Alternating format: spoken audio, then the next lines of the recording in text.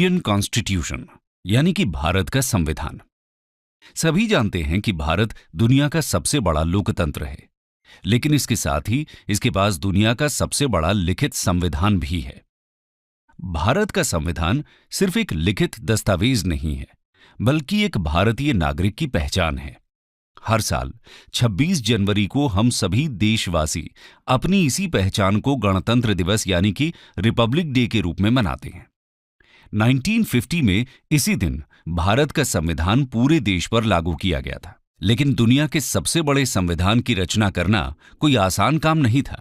ये उन लोगों की कड़ी मेहनत का फल था जिन्होंने इसकी कल्पना कर कुल 2 साल 11 महीने और 18 दिन का समय लेकर इसे एक लिखित रूप दिया था।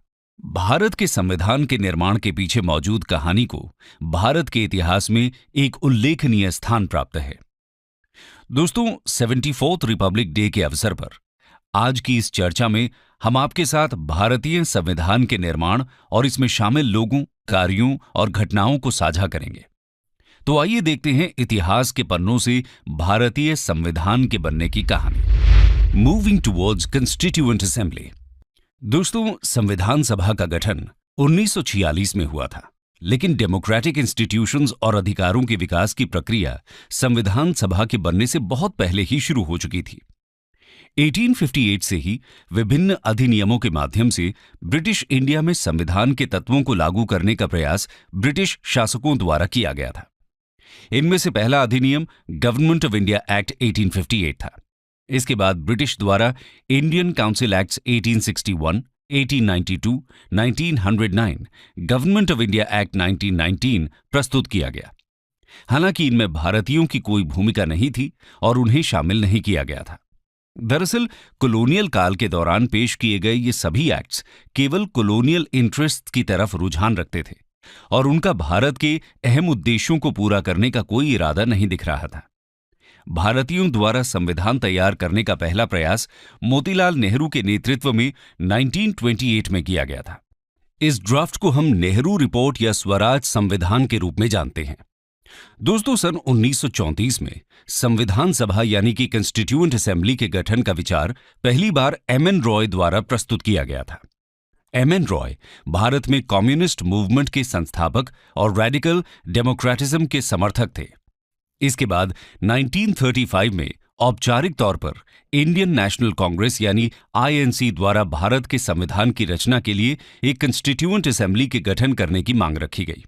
इसी बीच ब्रिटिश सरकार ने गवर्नमेंट ऑफ इंडिया एक्ट 1935 को पेश किया और इसने भी भारतीयों को निराश ही किया। हालांकि 1935 का ये अधिनियम अंत में जाकर भारतीय संविधान का एक महत्वपूर्ण सोर्स बना। इसके बाद 1938 में पंडित जवाहरलाल नेहरू ने आईएनसी की ओर से घोषित किया कि स्वतंत्र भारत का संविधान एडल्ट सफरेज के आधार पर चुनी गई संविधान सभा द्वारा बिना किसी बाहरी हस्तक्षेप के बनाया जाना चाहिए। शुरुआत में कॉलोनियल अधिकारियों ने संविधान के निर्माण की मांग का विरोध किया, लेकिन द्वितीय विश्व युद्ध के प्रकोप और ब्रिटेन में नई सरकार के गठन के साथ परिस्थितियां बदली और अंततः ब्रिटिश सरकार द्वारा इस मांग को 1940 में स्वीकार किया गया। आइए देखते हैं कब और कैसे कॉन्स्टिट्यूएंट असेंबली का गठन संभव हो पाया। Formation and structure of constituent assembly. 8 अगस्त 1940 को भारत के तत्कालीन वाइसरॉय लॉर्ड लिनलिथगो ने ब्रिटिश पार्लियामेंट की ओर से ऑगस्ट ऑफर नामक एक प्रस्ताव पारित किया। इस प्रस्ताव में ब्रिटिश सरकार द्वारा वादा किया गया था कि द्वितीय विश्व युद्ध की समाप्ति के बाद भारत के कॉन्स्टिट्यूशनल फ्यूचर का निर्धारण करने के लिए एक कॉन्स्टिट्यूएंट असेंबली की स्थापना की जाएगी।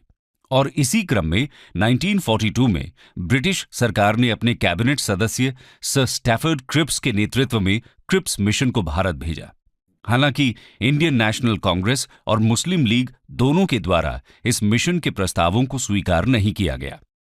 जहां एक तरफ आईएनसी ब्रिटिश द्वारा ऑफर किए गए डोमिनियन स्टेटस के पक्ष में नहीं थी, वहीं दूसरी ओर मुस्लिम लीग 2 ऑटोनोमस स्टेट्स और 2 संविधान सभा के गठन की मांग कर रही थी। परिणाम स्वरूप क्रिप्स मिशन असफल हो गया।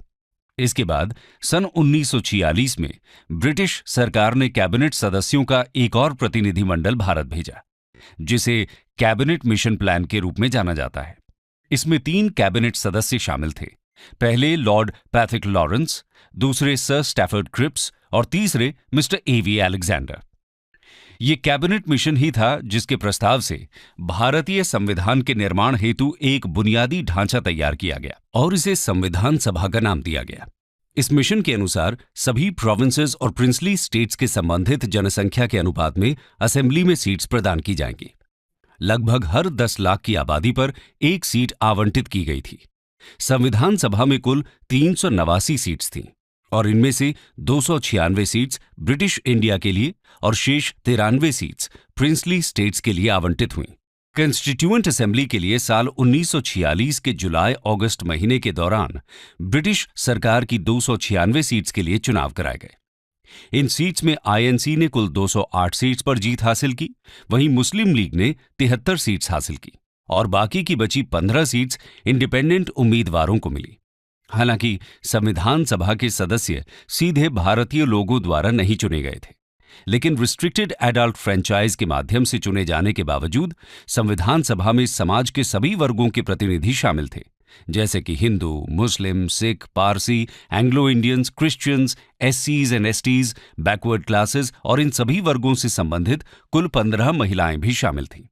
और इस प्रकार कई मुश्किलों के बाद अंततः संविधान सभा का गठन हो ही गया। दोस्तों, हम सभी जानते हैं कि भारत का संविधान एक लंबी प्रक्रिया और विचार विमर्श का परिणाम है और इस विचार विमर्श की कहानी शुरू होती है कॉन्स्टिट्यूएंट असेंबली की पहली बैठक से। आइए देखते हैं भारतीय संविधान के निर्माण में इस संविधान सभा की क्या भूमिका रही। Role of the constituent assembly in making of the Indian constitution 1946 to 1949। दोस्तों, आखिरकार वो ऐतिहासिक दिन आ ही गया जिसका इंतजार संविधान सभा के गठन का प्रयास करने वाले सभी राष्ट्रवादियों को था। 9 दिसंबर 1946 ये वही दिन था जब संविधान सभा की पहली बैठक के लिए सभी प्रतिनिधि कॉन्स्टिट्यूशन हॉल पहुंच गए। हिंदुस्तान का एक नया रूप देने के लिए और नए संविधान को एक आकार देने के लिए भारत की सभी महत्वपूर्ण हस्तियां वहां मौजूद थीं। लेकिन मुस्लिम लीग ने इस बैठक का पूर्ण बहिष्कार किया था। इसके साथ ही 2 अहम लोग वहां नहीं थे, महात्मा गांधी और मोहम्मद अली जिन्ना।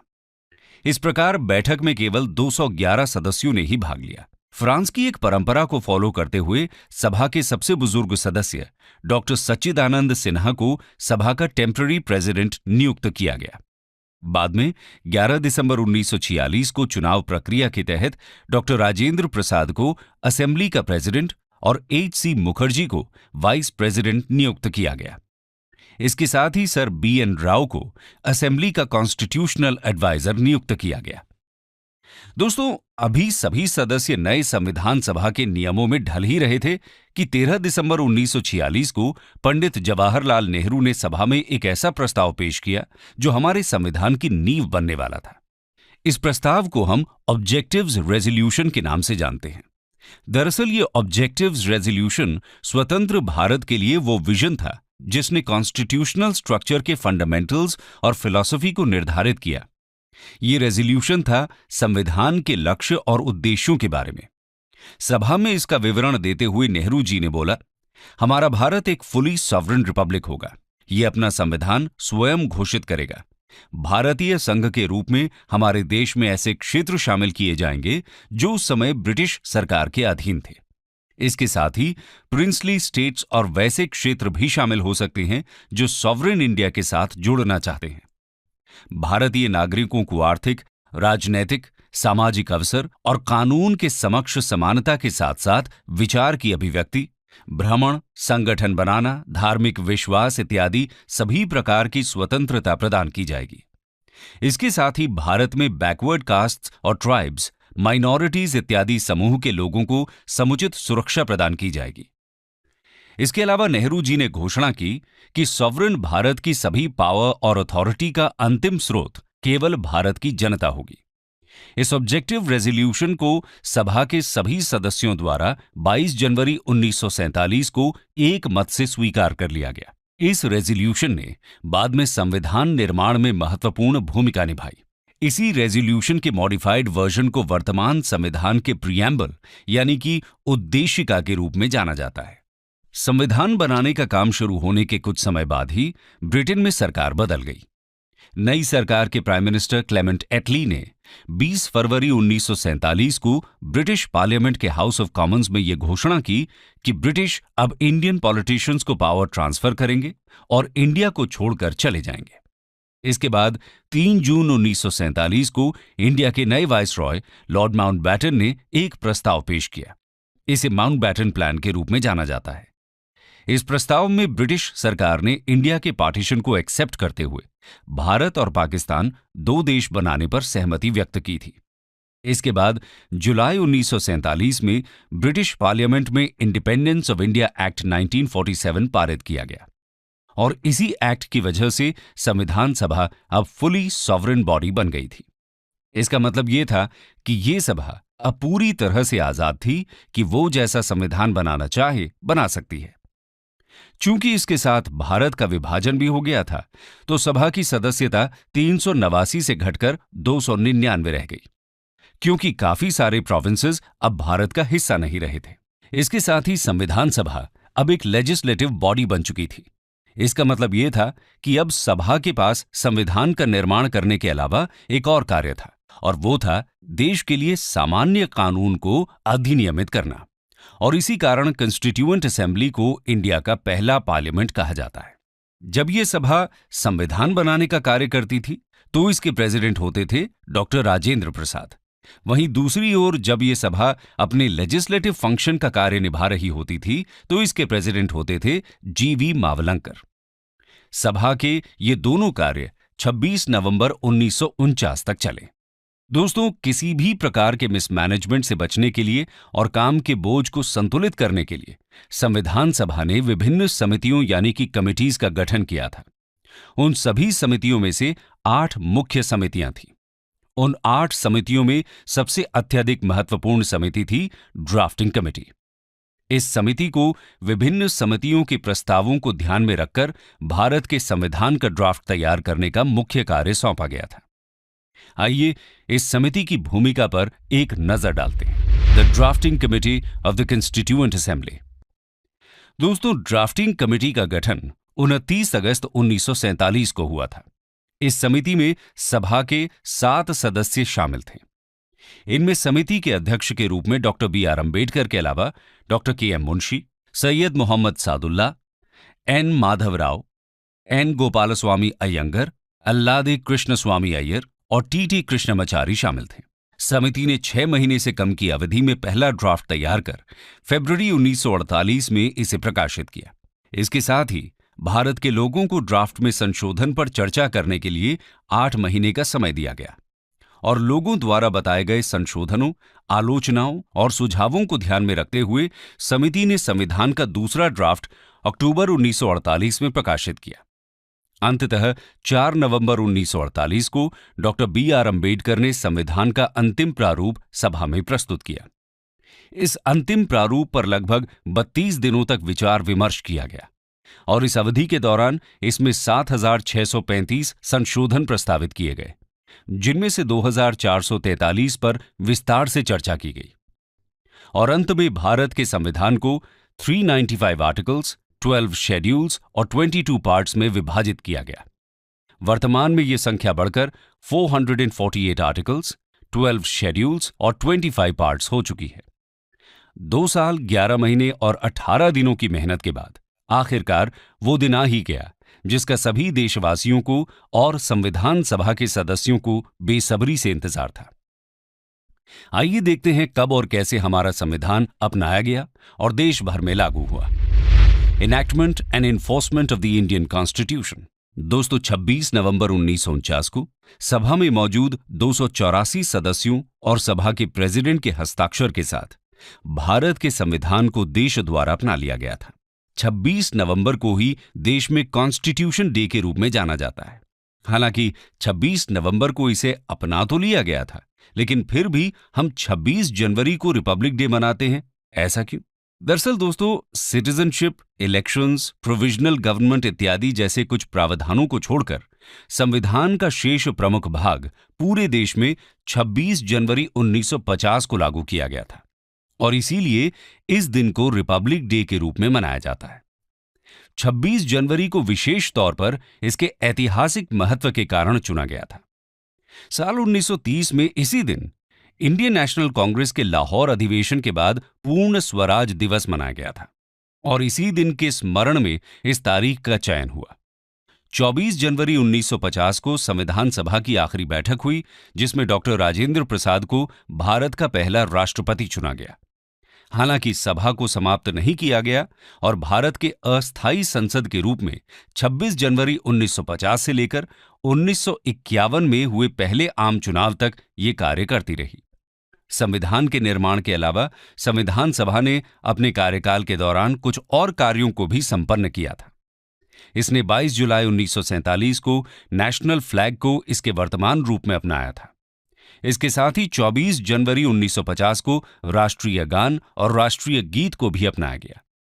हमारे संविधान की ओरिजिनल कॉपी हिंदी और इंग्लिश दोनों में लिखी गई थी। हालांकि तब इसके लिए टाइपिंग या प्रिंटिंग का उपयोग नहीं हुआ था। दोनों भाषाओं में इसकी ओरिजिनल कॉपी प्रेम बिहारी नारायण रायजादा द्वारा लिखी गई थी। इस कार्य को पूरा करने में उन्हें 6 महीने लगे थे। इसके साथ ही संविधान के प्रत्येक पेज को आचार्य नंदलाल बोस द्वारा चित्रों से सजाया गया था और उनके शिष्य राम मनोहर सिन्हा द्वारा इसके इंट्रोडक्शन पेज को सजाने का काम किया गया था। यकीनन हम इन सभी महत्वपूर्ण हस्तियों के आभारी रहेंगे, जिनके अथक प्रयास और मेहनत के कारण इस देश को अपनी सबसे बड़ी संपत्ति संविधान के रूप में मिली। कंक्लूजन।